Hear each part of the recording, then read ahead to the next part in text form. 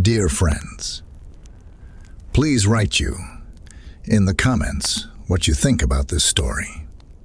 And if something unusual and mystical has happened to you, too, you can write us about it.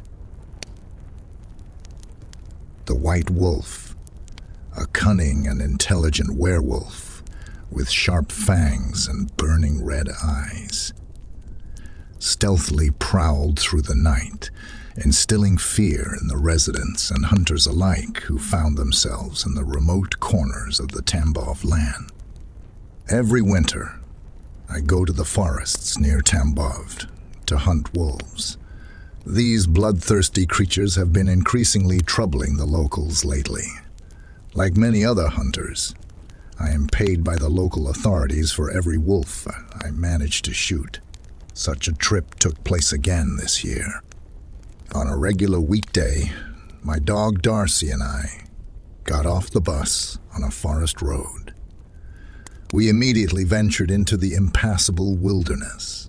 By evening, I had set up a campfire, had a meal from the supplies I brought, threw some wood into the fire, and went to sleep. I slept for about 3 hours. No more. Something made me open my eyes. The campfire was already dying down. Darcy sat next to me, growling. I had never seen him like this before. His fur bristled menacingly, eyes and fangs gleaming in the darkness. He was staring in the night thicket. "What's there, Darcy?" I asked, raising my hunting rifle.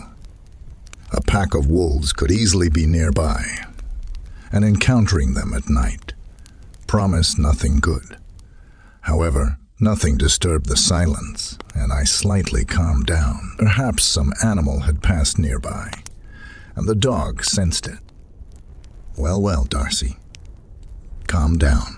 I patted the dog on the back. It probably just seemed to you. And suddenly, a sharp whistle broke the silence. It was so unexpected that I almost screamed. The whistle was clearly human. Almost immediately after the whistle, a wolf's howl followed. Another and another. And finally, dozens of similar voices shattered the remaining silence. Darcy broke loose, as if from a leash, and I could barely restrain him. A minute later, the howling subsided, and nothing disturbed the silence anymore, except for the frightened flapping of the wings of sleepy birds. I heard the whistle very close, and when I regained my composure a bit, I decided to go in the direction from which it came. Perhaps someone needed my help. Tossing some wood into the fire so as not to get lost, I took the rifle over my shoulder and cautiously began to make my way through the dense trees. I didn't have to walk for long. Literally 100 steps away, there was a large clearing where some strange shadows were darting about. It was a full moon, and upon closer inspection, I realized that they were wolves. Darcy was no longer growling. He whimpered and trembled, pressing against my leg. I quietly sat down on the ground. There were many wolves. I even lost count. They kept running in circles around something that I couldn't make out. It looked like a large stone. But what was even more terrifying, it emitted sounds that could not be mistaken for anything other than human speech. Suddenly, the stone seemed to split open, revealing a human figure before me. He was old and gray, with a large gray cloak draped over his shoulders, creating the illusion of a stone. The old man spread his arms, lifted his hoary head towards the sky, and began singing a wild, beastly song. It seemed as though he was praying to the moon. Fear gripped me. The wolves didn't touch him. They halted their ritualistic run and, whimpering like puppies, quietly approached his feet. Ignoring them, the old man continued his primal song. Suddenly, he sat down. The wolves momentarily enveloped him with their bodies, and just like that, the old man was gone, replaced by a massive white wolf. A werewolf.